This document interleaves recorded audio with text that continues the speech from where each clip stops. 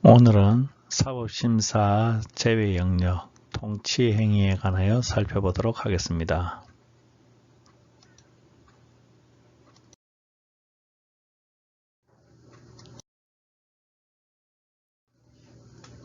상권 분립의 원칙에 따라 입법, 행정, 사법으로 나뉩니다.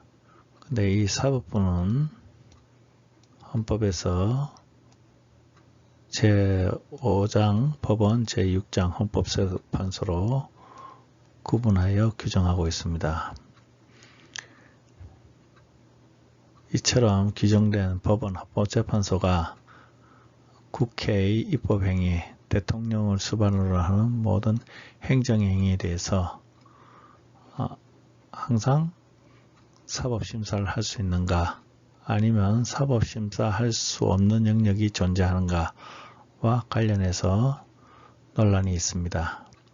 통치행위란 개념은 사법부가 일정 영역에서는 관여할 수 없다, 그런 영역이 존재한다 라는 개념에서 출발한 것입니다.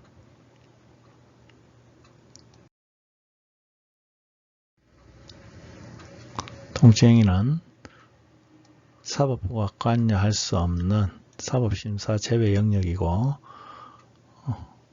이러한 것을 영미법께서는 정치문제라고 합니다. 거기에 반해서 사법심사가 가능한 영역은 법률문제, 법률 영역입니다. 법률 문제로 보는데, 이처럼 사법심사가 제외된 영역과 관련해서 고도의 정치적 성격을 띤 행위라는 개념을 중심으로 해서 이 사법심사 제외된 영역을 통치 행위라고 하기도 하고, 또는 고도의 정치적 성격을 띤 행위를 통치 행위로 규정을 하면서 그 중에는 사법심사가 안 되는 영역도 있고 사법심사가 가능한 영역도 있다. 법률 문제인 영역도 있고 정치 문제인 영역도 있다. 이렇게 해석하는 두 가지 견해가 있습니다. 현재 나타난 판례에는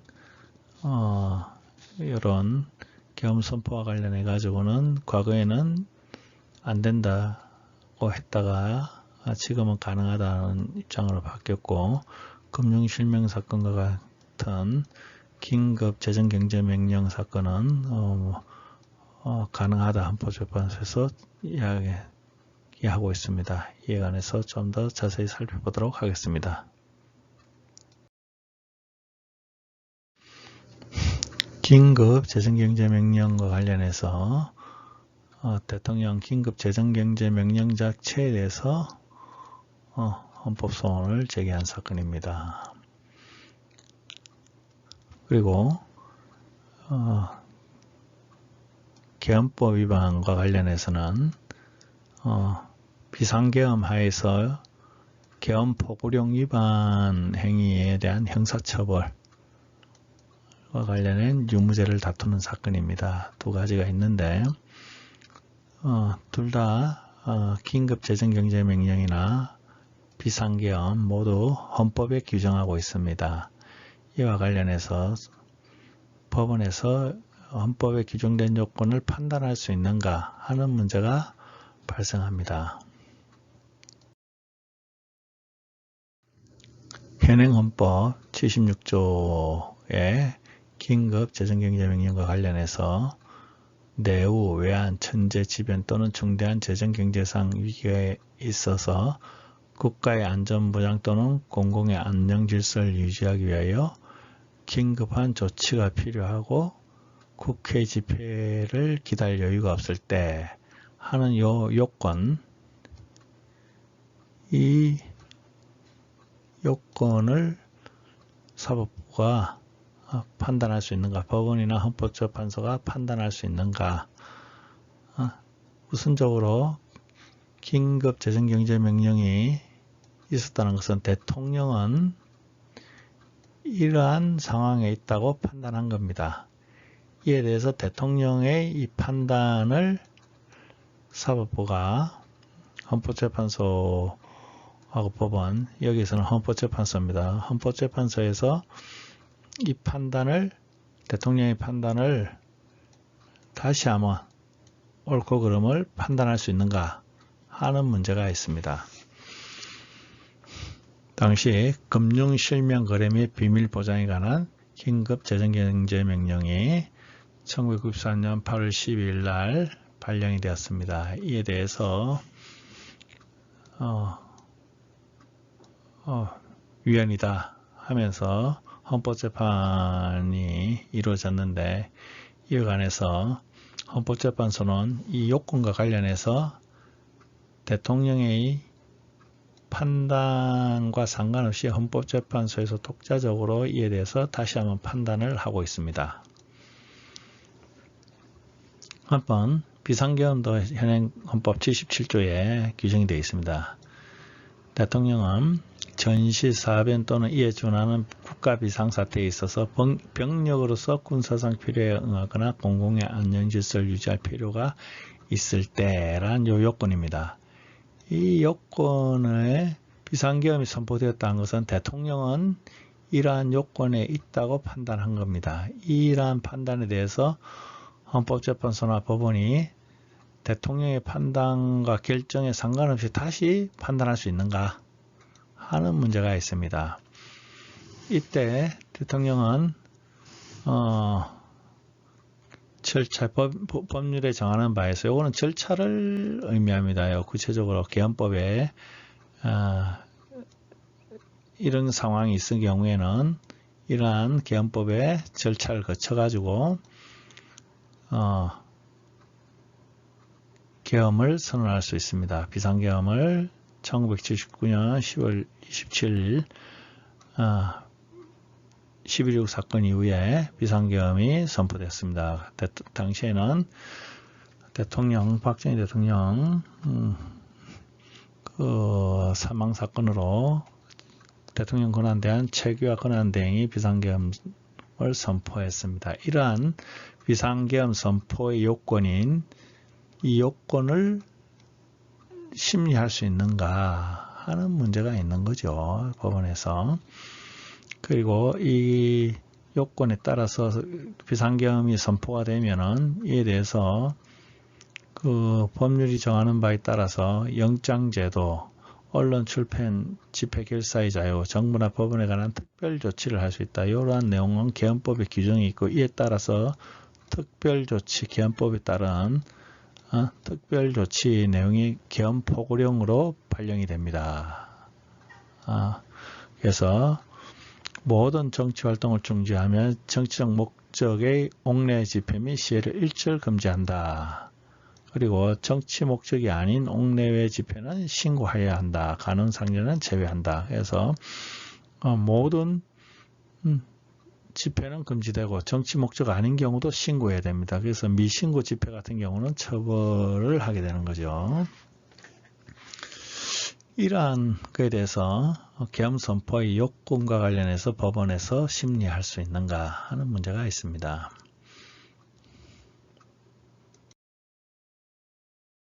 당시 계엄 포고령입니다. 1980년 5월 17일은 계엄 포고령, 이때는 그 앞에 있는 이후에 계엄 확대를 선언한 겁니다. 계엄 제주 지역뿐만 아니라 전국 계엄을 확대하면서 10월 27일 날 선포한 비상계엄을 확대하는 거죠. 전국으로. 그러면서 다시 포고를 합니다.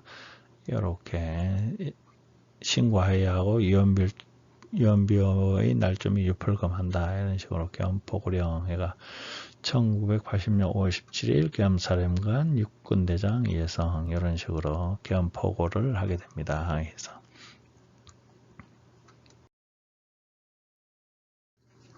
긴급 재정경제명령과 관련하여서 요건과 관련하여 그 헌법재판소는 판단을 했습니다.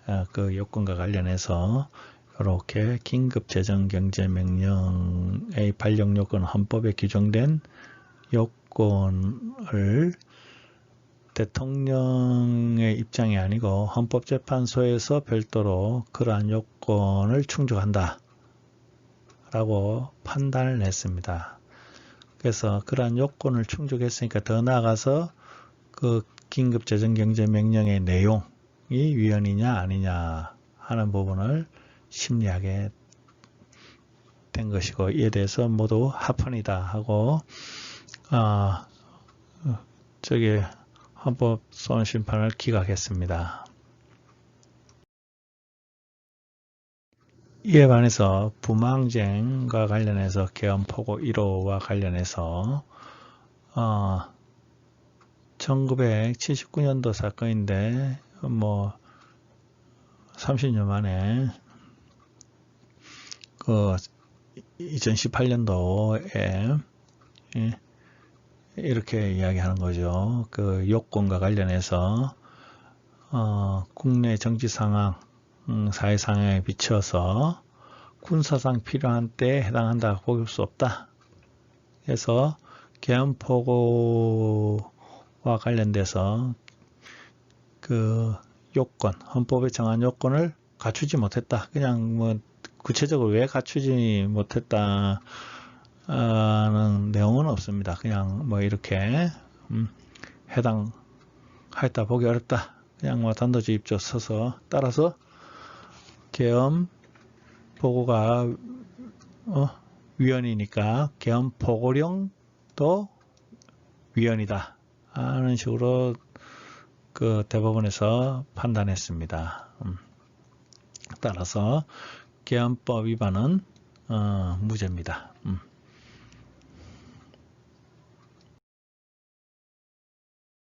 종전에는 비상계엄과 관련해서 어떤 비상계엄의 요건과 관련해서 사법심사의 대상이 되지 못한다.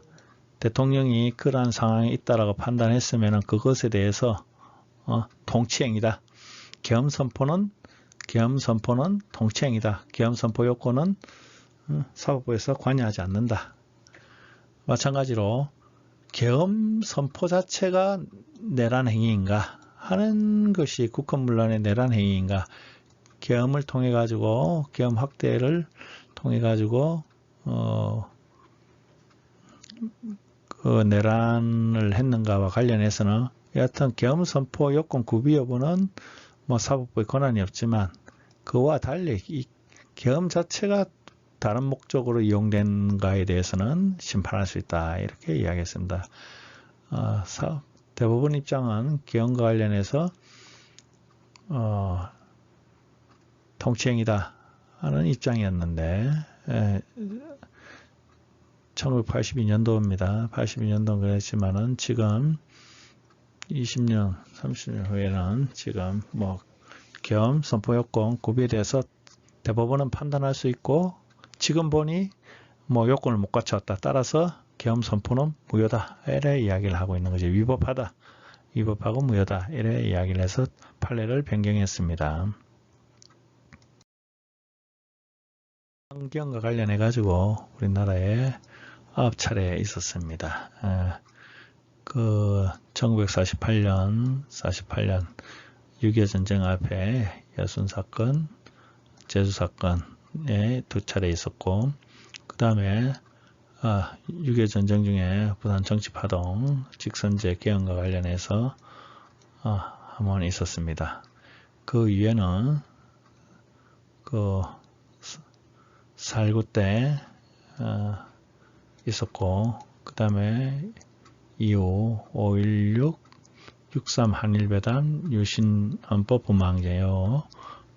박정희 대통령 시절 때 있었고, 박동희 대통령 사망과 동시에 다시 한번 쭉 계속되는 1979년 10월 27일 사망했던 날부터 81년 1월 24일까지가 있었습니다. 이렇게 비상계엄이 있었습니다.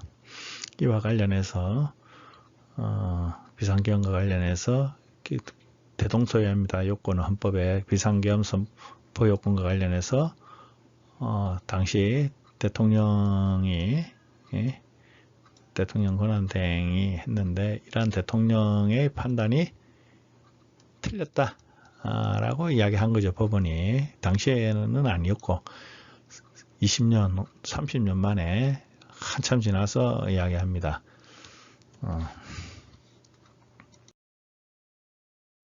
이와 관련해서 계엄과 관련해서 쟁점되는 것 중에 하나가 아까 했지만 긴급 재정명령 같은 경우는 뭐 법률의 효력이 있으니까 헌법재판소에서 했습니다.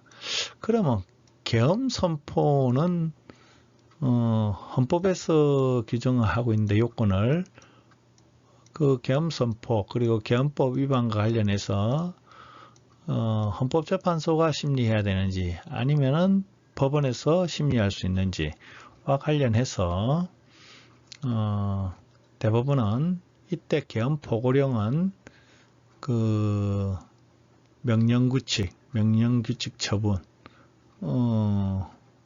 의 한 종류로 봐서 대법원이 판단할 수 있다. 포고령 그렇게 하고 있습니다. 법규명령으로서 계엄 포고령은 법규명령으로서 대법원의 심판 권한이 있다 라고 하고 있습니다.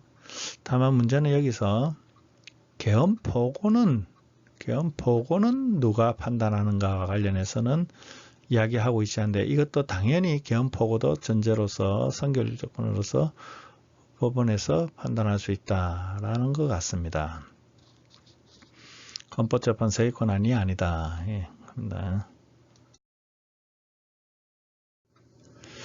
이거는 긴급조치 사건과 관련해서 앞에 대법원 판례의 기회를 같이 하고 있습니다. 1972년 유신헌법과 관련해서 긴급조치와 관련해서 조문이 있습니다. 여러 가지 있는데 여기도 마찬가지입니다. 천재지변 중대한 재정 경제상의 위기에 처하거나 국가안전보장 공공안전 중대한 위협을 받을 우려가 있어 신속한 조치를 할 필요가 있다고 판단되는 때 요건입니다. 긴급조치 요건입니다. 이러한 요건이 있을 때 긴급조치를 할 수 있고 더더군다나 사법심사의 대상이 되지 않는다라는 규정이 있었습니다. 긴급조치 1972년도 이후 박정희 대통령이 1부터 9호의 긴급조치를 했습니다. 이와 관련해서 긴급조치 위반과 관련해서 형사처벌 사건을 최근에 대법원에서는 긴급조치 요건과 관련해서 법원에서 판단할 수 있고 이 긴급조치 요건을 갖추지 못했기 때문에 이 긴급조치는 무효다. 따라서 긴급조치 각 1호부터 국가의 긴급조치 전부 다 위법하고 무효다 라고 판단하고 있습니다. 그래서 긴급조치 1호 1974년 1월 8일 계엄하고 유사합니다. 금한다 전부 명령입니다. 계엄 선포, 계엄 포고령하고 동일합니다. 거의 유사하고 그리고 이거는 형량까지 규정을 하고 있습니다. 그래서 계엄법은 비상계엄은 계엄법의 형량을 규정하고 있고 계엄법에서 3년 이하의 징역으로 규정하고 있습니다. 긴급조치 2호, 3호, 4호 이렇게 민주항령 관련해서 되어 있습니다. 5호에서는 해제, 6호에서 해제했고 1975년도 고려대학교 휴교와 관련된 긴급조치가 있었고 8호에서 해제하면서 1957년 긴급조치 이후에 다시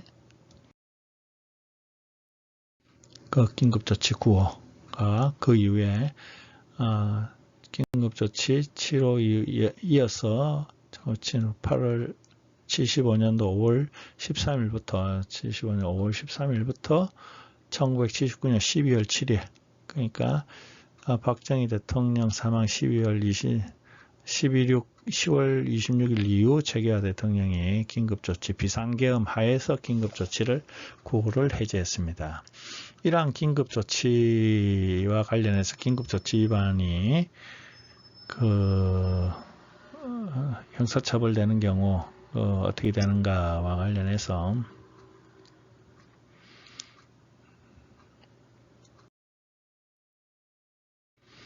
대통령 긴급조치와 관련해서 이 긴급조치는 사실은 효력으로 보면은 뭐 헌법, 법률 있으면은 뭐 긴급조치는 법률보다 위이고 헌법보다 아래인 그런 정도의 효력입니다. 명령이고 긴급재정경정명령보다 셉니다. 법률적인 효력이 센데 이와 관련해서 대법원 입장은 형식적 의미의 법률 또는 긴급재정경제명령 같은 이러한 형식적 법률은 헌법재판소에 있지만은 기타 모든 나머지 부분은 우리가 법원에서 할 수 있다. 따라서 긴급조치라는 것은 뭐 형식적 의미의 법률이 아니기 때문에 이 긴급조치와 관련된 것은 법원에서 재판권을 가진다 라고 이야기를 하고 있습니다. 그리고 긴급조치와 관련해서 사법심사를 할 수 있느냐 통치행위 이야기가 쭉 나오지만은 여하튼 이 긴급조치와 관련해 가지고 헌법에 규정된 요건에 대해서 통치행위 이론에 의해서 뭐 고도의 정치적인 행위지만은 정치 문제로서 사법심사의 대상이 안 된다. 선포 요건과 관련해서 옛날에 그렇게 했지만은 지금 2010년도 와 보니까 지금은 할 수 있다. 오히려 20년 만에 오히려 지금은 법률 문제다. 따라서 우리가 판단한다. 가능하다라고 이야기가 통치행위를 부정했습니다. 따라서 긴급조치와 관련해서 긴급조치 발동요건 긴급조치 발동요건과 관련해서 헌법에 규정된 요건을 판단해보니 지금 보니 아니더라. 긴급조치 긴급조치가 발동될 당시에 국내 정치상황, 사회상황에 긴급조치 발동이 대상되는 비상사태라서 국가의 중대한 위기상황, 국가적 안위에 중요한 위협을 우려있는 상황에 해당한다 할 수 없다. 뭐 내용은 모르겠습니다. 그냥 뭐 지금 보니 아니더라는 겁니다. 구체적인 왜 아닌지 그 당시에 대통령은 왜 이라고 했는지에 대한 판단하고 그냥 한 줄로 쓰고 있습니다. 아니더라. 따라서 긴급조치 발동 요건을 결의했기 때문에 이 긴급조치는 위법하다. 위헌이다. 따라서 이 위헌이고 긴급조치는 위헌이고 더 나아가서 무효다. 이래 이야기를 하고 있는 거죠. 내용도 위헌이다 이런 겁니다. 이와 관련해서 저는 깊이 생각해 볼 문제가 있습니다. 지금 현재 긴급재정경제명령은 법률의 효력이기 때문에 법률하고 동일하기 때문에 헌법재판소에서 관할을 가지고 이야기를 했습니다. 요건 긴급재정경제명령 요건을 갖추고 있는가 그리고 그 내용도 합헌인가 두 가지를 모두 합헌이다 했습니다. 그러면은 이 법률의 효력이 있는 명령은 헌법재판소 관할인데 그러면 긴급재정경제 처분은 어디냐? 긴급재정경제 법률의 효력이 아닌 법률에 준하는 처분인데 이거는 그러면 대법원 논리로 말하면은 이거는 대법원 관할이다. 일반 법원 관할이다. 그러면 대통령의 긴급재정경제 처분이 있으면은 급한 처분이 있으면은 전국에 있는 예를 들면 뭐 부산, 광주, 대구, 뭐 서울 하는 전국 모든 법원에서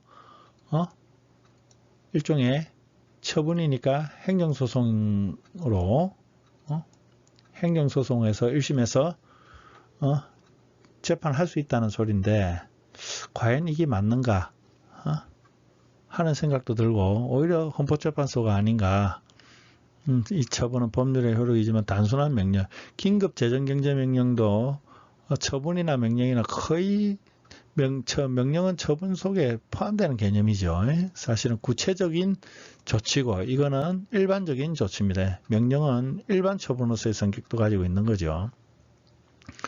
그런 문제가 있습니다. 그 다음에 경포구령이 법규명령으로서 대법원 관할이다. 이렇게 법원에서는 이야기하고 있는데 그러면 계엄선포는 재판관할이 어디 되느냐? 법원 입장에서도 이것도 판단했습니다. 대법원 관할이다. 그러면 마찬가지로 대통령이 계엄포고에서 전국적으로 확산되면은 각급 법원에서 계엄포고와 관련해서 지방법원에서 판단을 할 수 있다는 건 이제 계엄이 선언돼서 20년 후에 계엄포고, 계엄 선포, 비상계엄 선포에 대해서 뭐 요건을 갖췄는지 안 갖췄는지 이야기하는데 그 당시에 예를 들면은 지방법원 판사가 예를 들면 내일이라도 뭐 대통령이 비상계엄 선포하면은 그거에 대해서 계엄 선포 요건 갖췄는지 안 갖췄는지 소위 말해서 잠정 조치 가능하다는 건데 집행정지 가능하냐? 일개 판사가 참 이게 문제가 있다고 봅니다. 이 부분은 쉽지 않습니다. 20년 후에 와서 지금 뭐 그렇다는 거고 지금 당장 코로나로 인해서 그 집회와 시위 더 나아가서 집합명령 이런 것도 법원에서 쉽게 다룰 수가 없는 상황인데 그거보다 더 위중한 계엄 선포를 그 대통령의 그 판단을 법원에서 대통령의 네 판단이 맞는지 안 맞는지 이렇게 심판할 수 있는가?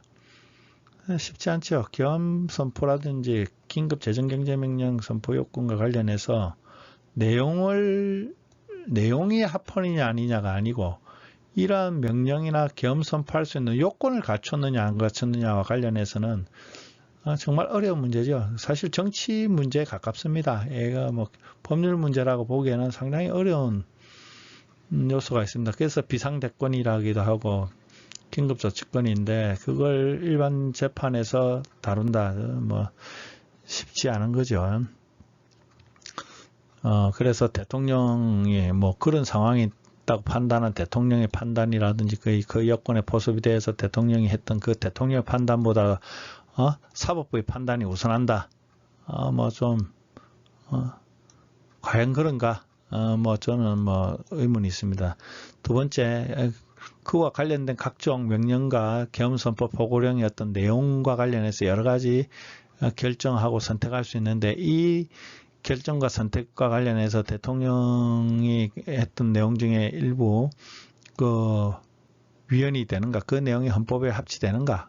헌법 합치적으로 해석하지 않고 그 헌법 불합치한 그러니까 정상적인 헌법이 아니고 비상사태는 헌법이 왜곡된 상태인데 정상적인 헌법에 합치 안 된다. 이렇게 판단할 수 있는가? 이 부분도 사실은 굉장히 의문입니다. 그리고 행정처분 같은 경우에는 중대명백하면은 위법에 플러스 위법이 중대와 명백한 경우는 무효인데 계엄선포 같은 경우는 포고 요건도 굉장히 어려운데 이 계엄포고가 위법하면 요건을 못 갖춰서 위법하면 바로 무효다. 이래 바라볼 수 있는 건지 더 나아가서 일반 법원에서 계엄포고와 관련돼서 아니면 긴급 재정경제 처분과 관련해서 단순한 위법이라서 행정소송 원역에서 취소가 할 수 있는 건지 이 문제도 있습니다. 집행정지 더 나아가서 할 수 있는가? 뭐 20년, 30년 후에 과거를 해서 뭐 그렇다는 것은 뭐 정치인들이 그걸 해결을 못했기 때문에 사법부가 나서는 거에 대해서는 참 이해할 부분이 있지만은 법 이론적으로 과연 대통령의 비상대권과 관련된 그 요건을 사법부가 대통령의 판단 위에 더 나아가서 우리 판단이 옳다라고 명백하지 않은 경우에 더 나아가서 이렇게 심판할 수 있는가? 과거에는 그 당시에 비상조치나 계엄이 있을 때 대법원에서는 그런 건 통치행위다. 우리가 판단할 수 없다. 헌법의 요건을 충족했는지 이러던 것이 20년, 30년 후에는 어느 날 갑자기 대법원 판사들이 그때 판사들 잘못되었다. 지금 우리가 할 수 있다. 그러나 만약에 내일이라도 비상계엄이 선포되고 긴급재정경제명령 코로나로 인해서 위기 상황에서 왔을 때 내가 판단할 수 있다라고 할 수 있는 대법원 판사, 헌법재판관들 몇 명이나 있을까? 저는 뭐 그 부분에 대해서는 굉장히 부정적입니다. 예.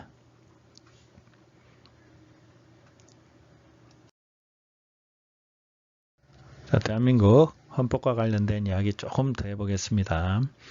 대한민국 헌법, 현행헌법 구조가 이렇게 되어 있습니다. 국민 주권 영토입니다.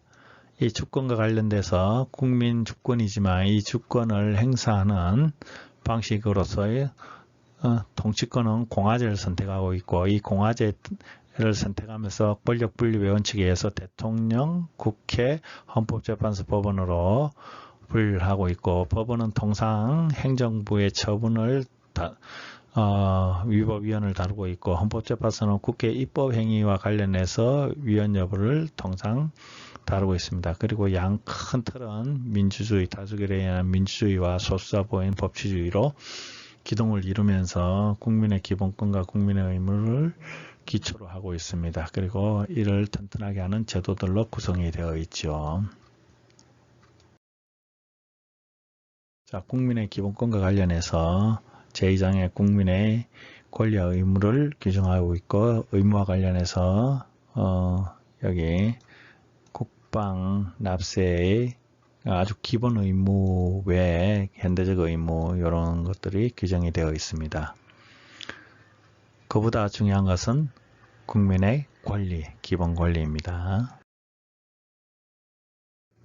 기본권 목록과 관련해서 가장 중요한 우리 왜 헌법이 존재하는가? 국민의 존엄과 가치, 인간의 존엄과 가치를 보호하기 위한 거고, 행복을 추구할 수 있도록 보호하기 위한 거다. 모든 통치의 근본 목표는 국민의 행복, 그리고 국민의 인간으로서의 존엄과 가치를 지키기 위한 겁니다. 아주 근본 정치 이념을 명확하게 이야기하고 있습니다. 기본권에서. 이와 관련된 파생되는 생명권이라든지 그 다음에 사회적 영역에서의 자기결정권 뭐 이런 것들이 있습니다. 그리고 기본권 목록에서 자유권적 기본권이 쭉 있고, 그 다음에 정치적 기본권, 청구권적 기본권, 사회적 기본권, 재산권은 아주 독특합니다. 위치가. 그래서 이러한 기본권 목록에 쭉 규정이 되어 있고, 자유권적 기본권과 관련해서는 국가 권력이 과잉으로 제한하면 위헌입니다. 그리고 사회권적 기본권과 관련해서는 국가에서 지나치게 과수하게 국민을 인간다운 생활할 권리를 보호하면 위헌입니다. 그리고 이 평등권은 규정이 되어 있지만 이 평등권은 평등 원칙과 37조에 의한 국민 기본권 제한과 관련된 과잉금지 원칙, 비례 원칙, 평등과 비례 원칙이 정의의 원칙으로서 모든 이러한 국민의 기본권의 한계를 이루고 있습니다. 목록들입니다. 자, 이러한 국민의 기본권을 보호하기 위해서 가장 기본적인 조치가 상권분립입니다.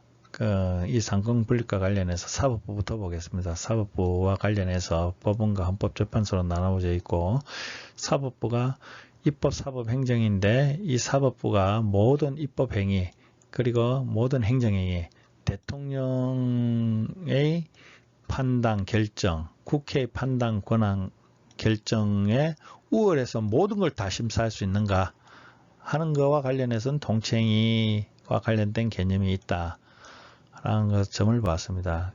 일정한 상권분립에 의해서 사법부가 관여할 수 없는 영역이 존재한다 라고 보는 거죠. 다만 사법부 입장은 우리가 다 할 수 있지만 자제한다는 것이고, 이론적으로는 상권분립에서 파생되는 한계가 있다는 것입니다. 법원과 헌법재판소의 권한을 분배하고 있습니다. 이와 관련해서 사법권은 법관으로 구성된 법원에 구속한다. 사법권, 일반적인 모든 사법권, 재판권은 법원에 기속되어 있습니다. 이 중에 헌법과 관련된 재판권 이렇게 위헌법률심판, 탄핵심판, 정당해산심판, 권한쟁의심판, 헌법소원심판은 헌법재판소입니다. 그리고 그 법원은 사법권과 일반 재판권과 명령규칙 심사권이 있습니다. 법률의 밑에 있는 명령규칙입니다.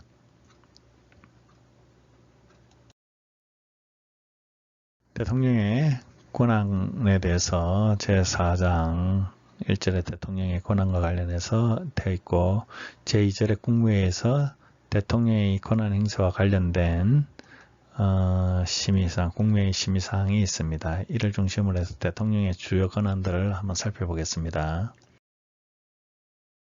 국가원수로서의 권한 66조에 대통령 국가의 원수고 외국에 대하여 국가를 대표한다. 국가의 독립, 영토의 보정, 국가의 계속 선거여 헌법을 수호할 책무를 지닌다. 그리고 조국의 평화 통일을 위한 성실함을 맺는다. 이러한 그 국가 원수로서의 대통령의 행위에 대해서 그 법원에서 심사할 수 있는가? 쉽지 않은 이야기죠. 비상대권과 관련해서 지금 긴급 재정경제명령 처분, 긴급명령, 계엄선포권 이와 관련해서 이 긴급재정경제명령 헌법재판소에서 할 수 있다라고 이야기했습니다. 계엄선포, 특히 비상계엄과 관련해서 지금 대법원은 우리가 할 수 있다라고 했습니다. 20년, 30년 만에. 이건 당시입니다. 합의라 했습니다. 30년의 위헌이라 했습니다. 쉽지 않죠. 과연 비상대권과 관련해서 법원에서 대통령이 헌법에 정한 요건에 갖추었다고 판단했는데 법원에서 나서가지고 명백하지도 않은 상황에서 대통령의 비상계엄 위법하다, 취소하라 할 수 있을까? 참 쉽지 않은 이야기입니다. 그 다음에 국민투표 부의권, 국민투표를 부의할 수 있죠. 국민투표와 관련해서도 저기 조치니까 이거 그 헌법재판 사안 아니니까 헌법의 헌법소원인 공권력으로 볼 수도 있고 처분으로 볼 수도 있는데 헌법재판소나 저기 법원에서 국민투표 부의에 대해서 집행정지할 수 있는가? 쉽지 않다고 봅니다. 그 다음에 국가대표 대적권한과 관련해서 조약체결 비준권, 조약체결 비준과 관련해서 국회 동의가 있었는데 우리 대법원에서 조약체결과 관련해서 내용이 문제가 있다 해서 상당히 시끄러운 사건이 하나 있습니다. 현재 이와 관련해서 국회 동의가 필요한데 이 경우에 대해서 그 관여할 수 있는가?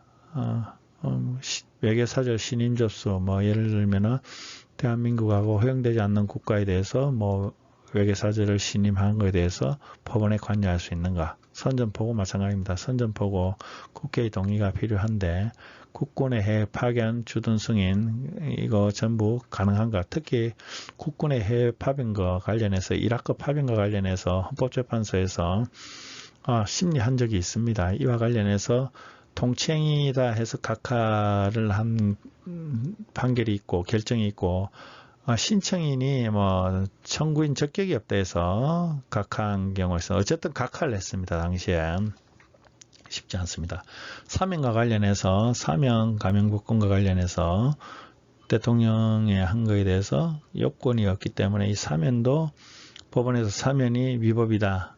취소해야 된다. 또는 사면을 해야 되는데 왜 안 해주느냐. 이런 문제에 대해서 관여할 수 있는가. 쉽지 않죠. 그 다음에 영전수여권. 영전수여권과 관련해 가지고 저희 말해서 국가유공자가 아닌 일반 독립유공자 이런 경우에 누가 줄 수 있는가. 상당히 시끄럽습니다. 지금도 독립유공자가 되느냐 안 되느냐. 독립유공자니까 독립유공자로 아니면 내가 국가에 헌신했으니까 훈장을 달라. 상은 이런 권리가 있는가. 그리고 그런 걸 취소했을 땐 내가 받아야 되는데 왜 취소했느냐 이 문제에 대해서도 쉽지 않은데 우리 대법원 판례는 소위 말해서 그 취소와 관련해서는 그 신청권도 있고 재판할 수 있다는 입장입니다. 국가유공자로서의 취소된 경우, 독립유공자 취소된 경우는 가능하다는 입장입니다. 입법기관과 관련된 국회의 권한들, 헌법, 법률 같은 경우는 법률 자체가